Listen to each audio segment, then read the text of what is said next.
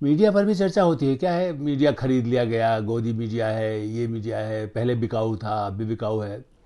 और इसलिए लोग कहते हैं मीडिया में ठगी क्या है। तो भारत के मीडिया में आज नहीं, पहले भी बड़े बड़े अपराध करने वाले भी मीडिया के मालिक, मीडिया के संपादक, मीडिया के पत्रकार, मीडिया से जुड़े लोग, उन्होंने कंपनियां बनाना शुरू कर दी। नाम कवर है।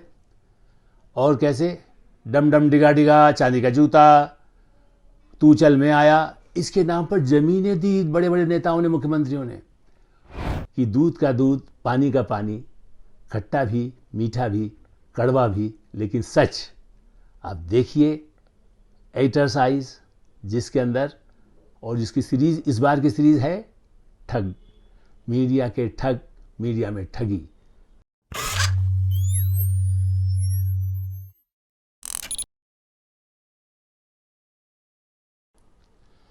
नमस्कार, मैं हूं आलोक मेहता। धंधा है कि मंदा है, राजनीति है या पत्रकारिता है, या और कौन सा प्रोफेशन है, व्यापार कर रहे हैं आप, कुछ और तरह का काम कर रहे हैं, इंजीनियर हैं, नौकरी में हैं, सरकारी नौकरी में हैं, कंपनी में काम करते हैं, सबके बारे में एक बात आती है कि क्या गड़बड़ है, किस इलाके में गड़बड़ है। आजकल सबसे अधिक क्या चर्चा होती है, भाई मीडिया में बड़ी गड़बड़ है। मीडिया जो है उसमें अब आज ऐसा हो गया जो पतन है। और दूसरों के बारे में तो हम बात करते हैं, राजनीति में क्या हो रहा है, सरकारी अफसर क्या कर रहे हैं, कंपनियों में घोटाला है। मीडिया पर भी चर्चा होती है। क्या है, मीडिया खरीद लिया गया, गोदी मीडिया है, ये मीडिया है, पहले बिकाऊ था अब भी बिकाऊ है, किसी ने ज़मीन ले ली है या किसी ने ब्लैकमेल कर लिया है। लेकिन नहीं, मीडिया में जिसको कह सकते हैं कि आज कुछ नहीं है, पहले भी था। हाँ, आज़ादी के पहले की बात अलग है। वैसे तो महात्मा गांधी ने भी कहा था, भाई अखबार जब अंग्रेज निकालते थे कहते भरोसा मत करिए। लेकिन अब तो मीडिया का कितना विस्तार हो गया, देश विदेश। और इसलिए लोग कहते हैं मीडिया में ठगी क्या है। तो इसलिए हमने सोचा, मैंने कुछ समय पहले किताब लिखी थी, पावर, प्रेस एंड पॉलिटिक्स। कुछ समय हाल में अभी भी मार्केट में काफ़ी है, चर्चा भी हुई है, बड़ी समीक्षाएं लोगों ने की है, विवादास्पद भी है, चूँकि कैसे कोई कुछ अच्छे संपादक रहे, बहुत बड़े बड़े संपादक रहे भारत में। और मैं 50 साल की बात कर रहा हूँ, या 52 समझ लीजिए, चूँकि मैं 70 से तो सक्रिय हूँ। तो इसलिए ज़मीनी छोटे शहर से लेकर के महानगर दिल्ली, और दिल्ली के बाद बाहर भी जाकर काम करने का अवसर मिला। तो भारत के मीडिया में आज नहीं, पहले भी बड़े बड़े अपराध करने वाले भी मीडिया के मालिक, मीडिया के संपादक, मीडिया के पत्रकार, मीडिया से जुड़े लोग, वो सब भी। और इसीलिए अब ठगी में ही सारा आ जाता है। आप ठग में आप क्या कर रहे हैं, आप परिवार में कोई ठगी करके भी अखबार चला ले, पिता की संपत्ति ले ली और उसके बाद कब्जा कर लिया, और वो बेचारा देखता रह गया जिसने ज़िंदगी भर काम किया था, तो पिता से शुरू कर सकते हैं। कोई पत्नी के साथ करके अब उसने मीडिया में कुछ गड़बड़ किया और एम्पायर बनाना शुरू किया, उसमें उन सब का भी उपयोग किया, किसी दोस्त का उपयोग किया। मतलब अनंत कथाएं हैं जो मीडिया में ठगी की, जो लोगों को नहीं पता कि होता रहा है। सीआईए, विदेशी कंपनियों के साथ संबंध की बात छोड़िए, CIA, KGB, ISI, Chinese agencies, कहाँ कहाँ की जो जासूसी एजेंसी होती हैं, आईएसआई पाकिस्तान का, उनके साथ कनेक्शन वाले पत्रकार भी रहे हैं, मीडिया हाउस के लोग रहे हैं। विदेशी मुद्रा का बड़ा फेरा की चर्चा होती है। हम जानते हैं अफीम का धंधा, नाम मीडिया का कवर है और बड़े नाम हैं। कुछ मामले अदालतों में गए, कुछ जांच हुई, कुछ लोग जेल गए, जेल के बाहर आए, देश से भाग गए, नेता मंत्री बन गए पत्रकार से, और वो उनके ऊपर जब आरोप आया तो इस्तीफे देने पड़े। उनकी ही सरकार, ऐसा नहीं है जो दूसरी सरकार जो बदला निकाल रही है, आज सरकार आ गई इसलिए सीआईए बता दिया, वो आई सरकार तो चाइनीज़ बता दिया, वो आई तो बता दिया, ऐसा नहीं है। हमारे पास ऐसे सारी काफ़ी कह सकते हैं कि वो किस्से नहीं हैं, वो सच्ची कथाएं हैं, सच्ची बातें हैं। आप कहेंगे फिर नाम बताइए। हमारे एक बड़े अच्छे मित्र हैं जो कानून के विशेषज्ञ भी हैं, वकील ही हैं कहना चाहिए, बड़े पदों पर हैं, राजनीति में भी हैं, उनका नाम से लिख बोल दिए, भाई क्या आपका बिगड़ना है।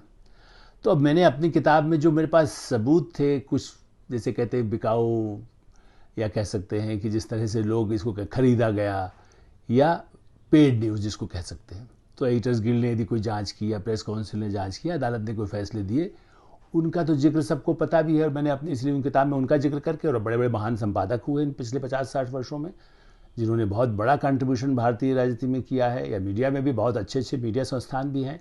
इसलिए बार बार मेरे फुटनोट में ये ज़रूर कहना चाहता हूँ, जब मैं मीडिया की ठगी की बात करेंगे हम इस सीरीज़ में, तो हम ये नहीं करें कि सब कुछ गड़बड़ है। लेकिन मैं क्या कहता हूँ, कई लोग हमसे पूछते हैं कि क्या ऐसा होता है, पैसा लेकर के बिकते हैं, या ऐसे बड़े अपराधी रहे हैं। सो मैं कहता हूँ, देखिए, बुरा जो देखत में चला तो मुझसे बुरा न कोई। लेकिन ऐसे सच्ची बातें हैं जिनका हम, इसलिए कि वो एक तो गड़े बुर्दे उखाड़ने वाली बातें हैं, लेकिन हाँ, लोगों को पता होना चाहिए कि हर युग में गड़बड़ रहा है। महात्मा गांधी ने 1929 में 1929 में कहा था, अरे वो खुद अखबार निकालते थे, हरिजन भी निकाला और अखबारों को बढ़ाया, तो लोकमान्य तिलक ने भी केसरी जैसे अखबार निकाले। लेकिन उनको कहते थे, क्योंकि अंग्रेज भी तब अखबार निकाल रहे थे, वो बाद में, उसके बाद में भी उनके कुछ कब्जा रहा कंपनियों का भारत में। आज भी विदेशी पूंजी लगा करके कोई कुछ करता है तो उसका, तो गांधी ने कहा था अखबार पे पूरा भरोसा मत करो, क्योंकि तब भी गलत बातें छप सकती थी। हाँ, आज़ादी के बाद भी कई स्वतंत्रता सेनानी परिवारों के लोगों ने अखबार निकाले, लेकिन धीरे धीरे उसके बाद भी, जो 70 के दशक से जब एक तरह से लोगों की अर्थव्यवस्था भी सुधरने लगी, अब उस पत्रकारिता के साथ धंधे की बात होने लगी। पहले खाली मिशन था, लेकिन ये भी सही है कि खाली मिशन रहता तो विस्तार कैसे होता। चाहे अखबार चलाना हो तो विज्ञापन चाहिए, पैसे के बिना तो देवदास गांधी भी अखबार निकालते थे, तो होता था भाई बाल सफा साबुन का नेहरू का भाषण है, उसके बीच में वो छपता था विज्ञापन। अब आप कहते हैं अरे विज्ञापन का बड़ा प्रभाव हो गया। बहरहाल मैं उस पत्रकारिता के इथिक्स की बात नहीं कर रहा, मैं ठगी की बारे में। परिवार, पत्नी, बच्चे, पिता, माता, उनके साथ धोखा, कंपनी बनाई, एक कंपनी मीडिया के नाम पर है, पत्रकार, संपादक, प्रकाशक, और उसके बाद दूसरे धंधे।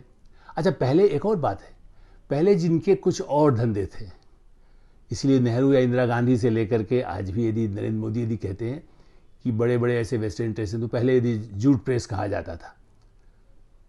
पहले इंदिरा गांधी क्या कहती थी, CIA का जो षड्यंत्र है मीडिया में, या मीडिया के लोग पूर्वाग्रह पूंजीपतियों के हैं। तब तो पूंजीपति भी उतने नहीं थे। अब जब कहते हैं, पहले कौन थे, टाटा और बिरला, दो ही चीज़ थी। मजदूर यूनियन हमेशा ना लगाती थी, टाटा बिरला की सरकार, टाटा बिरला के अखबार, जो होता था। लेकिन फिर मीडिया के ही कई लोग ऐसे हुए जो खुद उस तरह से पूंजीपति बनने लगे। उन्होंने कंपनियां बनाना शुरू कर दी, नाम कवर है, और कैसे, डम डम डिगा डिगा, चांदी का जूता, तू चल में आया, इसके नाम पर जमीनें दी बड़े बड़े नेताओं ने, मुख्यमंत्रियों ने, और ज़मीन दे दी, मकान दे दिए, बिल्डिंग्स बन गई। बड़े बड़े हाउस जो नेता हैं, उन्होंने अपने परिवार के जो ट्रस्ट के नाम पे जो अखबार थे, उस पर दूसरी संपत्ति जो खड़ी की गई, बिल्डिंग्स देश भर के कई हिस्सों में, मुंबई, दिल्ली, भोपाल, चंडीगढ़, बिल्डिंग बना ली, उसको मॉल बना दिया। उस पर कोई अखबार कभी बाद में नहीं निकाला, अखबार पहले था, कभी निकलता है, या उसको डिजिटल पे डाल दिया, तो वो भी तो कम अपराध नहीं है। तो नेता पत्रकार बने, संपादक बने, संपादक मालिक बने, उसी तरह से पूंजीपति खुद संपादक भी बन गए, मालिक भी बन गए। फिर जो संपादक हैं वो अपराध की दुनिया में, या कहिए कि पैसे कमाने की दुनिया में, कई कंपनी बना ली, बड़े स्टिंग ऑपरेशन करने वाले। ऐसे ऐसे पत्रकारों की कहानी है जो हम इस सीरीज़ में, जिसको कह सकते हैं कि मीडिया में ठग या मीडिया के ठग, इस सीरीज़ में मैं आपको ऐसे कई विस्तार से उन घटनाओं के बारे में, उन लोगों के बारे में बताऊंगा। हम उसका जिक्र एक एक सीरीज़ में एक एक इस तरह के या कुछ लोगों के बारे में आपको बताएंगे, जिससे कि एहसास हो कि कैसे लोग रहे हैं और हैं। ऐसा नहीं कि वो सब दुनिया से चले गए हैं। हाँ, देश से जो भाग गया, CIA के आरोप आए, कोई संपादक मंत्री बन गया, वो उस पर CIA का आरोप आया तो मंत्री पद छोड़ना पड़ा, बाद में कोई पद नहीं मिला, वो ठीक है, किस्सा अदालत में साबित करना, तो एजेंसियां भी कई बार राजनीतिक पूर्वाग्रह हो सकते हैं, नहीं हुए, लेकिन कवर तो उनका कई सालों तक तो पत्रकार का था, इसलिए शर्म महसूस होती है। ये मत कहिए कि आज ही सब गड़बड़ है। जैसा मैंने कहा कि गड़बड़ पहले भी रहा है, आज भी। आज यदि पहले कोई CIA की बात करता था तो अब चाइना की एजेंसी का या ISI की बात करते हैं, प्रमाण मिले, अभी भी लोग जेलों में भी हैं कुछ। तो ये कहना कि ठगी केवल दूसरे क्षेत्र में अफसर बड़े बेईमान होते हैं, सारी ब्यूरोक्रेसी गड़बड़ है। नहीं, सारी ब्यूरोक्रेसी में गड़बड़ नहीं है, उस पर बहुत ईमानदार है, तभी तो देश चल रहा है। सारी कंपनियां गड़बड़ नहीं है, इसीलिए देश चल रहा है। राजनीति में बहुत ईमानदार लोग रहे हैं, मैं जानता हूं, जिनके पास गृह मंत्री रहने के बाद भी यदि उनको बाद में इलाज के लिए खर्चे नहीं हो, देश के उस समय के ज़माने के 70 के दशक के 60 के दशक के, और बाद में नहीं है। गुजराल नंदा के साथ जब जानते हैं, प्रधानमंत्री बने, एक मैंने जैसे कह सकते हैं कि कार्य जिस समय तात्कालिक जिसको कह सकते हैं कि प्रधानमंत्री बने, बीच में जब कोई हुआ उनको बनाया गया, लेकिन वो कितनी उनकी हालत ख़राब थी कि उनको किराए के मकान में और वहाँ से भी निकाल के फेंकना पड़ा। तो ऐसे ईमानदार नेता भी हमारे देश में रहे हैं।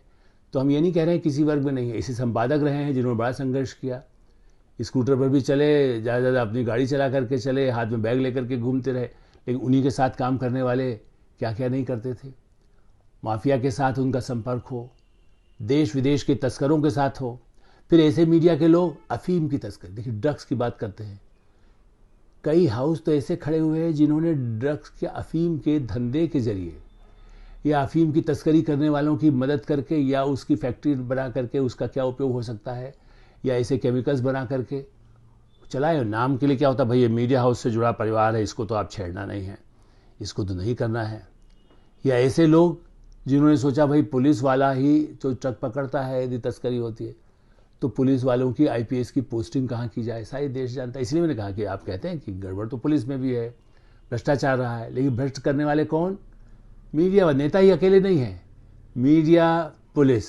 पहले क्या कहा जाता था कि साहब, एक बड़ी रिपोर्ट आई थी जिसमें कहा गया था कि अपराधियों का गठजोड़, नेता और अफसर और अपराधी जोड़ना चाहिए, नेता, अफसर, अपराधी, मीडिया। मीडिया में भी तो उसी तरह के लोग रहे जो उस अपराध में शामिल होकर के करोड़ों रुपयों की संपत्ति, 1000, 5000, 10,000 करोड़ की संपत्ति बना ली। तो लोगों को पता होना चाहिए। आप थोड़ा पहचान लें, नहीं पहचान सकें, जो जानते हैं कौन सा बैकग्राउंड, वो समझ सकते हैं कि किसने क्या किया, कि किसे उन्होंने कैसे। जब आप कहते हैं कि साहब ऐसे साधु ठग, चंद्रस्वामी टाइप ठग भी आए, या और भी कई लोग ऐसे बने जिन्होंने अपना इसका उपयोग किया सत्ता का। तो यहाँ तो ऐसे हैं जो संपादक अच्छे पदों पर रह के वर्ष तो बाद में खुद ही स्वामी बन गए, ज्योतिष देखकर नेताओं को अपना बता के अपना धंधा करने लगे।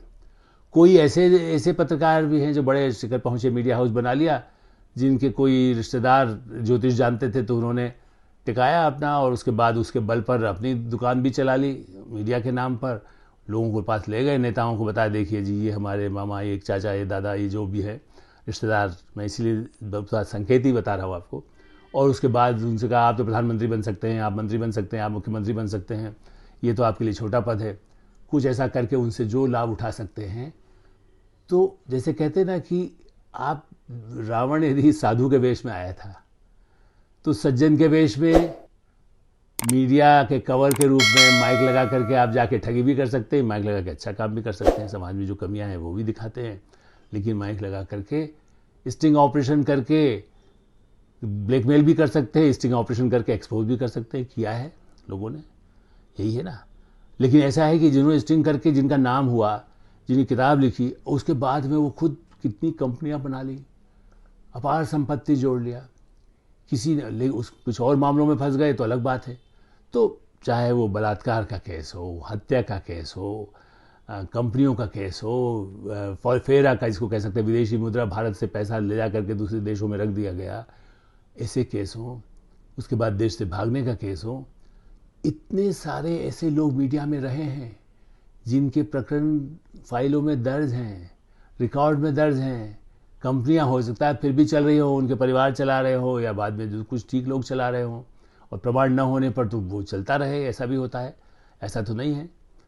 आपने देखा होगा जो इंग्लिश के आजकल OTT चूँकि बहुत चला हुआ है, कि आप अपने उस पर देख लीजिए, प्राइम अपना लेकर के टेलीविज़न पर, और किसी भी अमेज़ॉन के आपके पास है तो उसमें मुर्डोक पर सीरीज़ बनी है, तो उनमें कुछ उनकी अच्छी बातें कही है, बल्कि मीडिया को लेकर के कई इस तरह के सीरीज़ बने हैं, फिल्में बनी हैं, विदेश पे खास करके। भारत के बारे में बनी है तो उस पर खाली थोड़ा बड़ा ही दिखाया जाता है कि बहुत ईमानदार पत्रकार दिलीप कुमार ने भी काम किया है, या किसी ऐसी चीज़ों पर बना है तो उन्होंने कहा कि वो उसको फिल्म की एक्टिंग के साथ जोड़ दिया गया।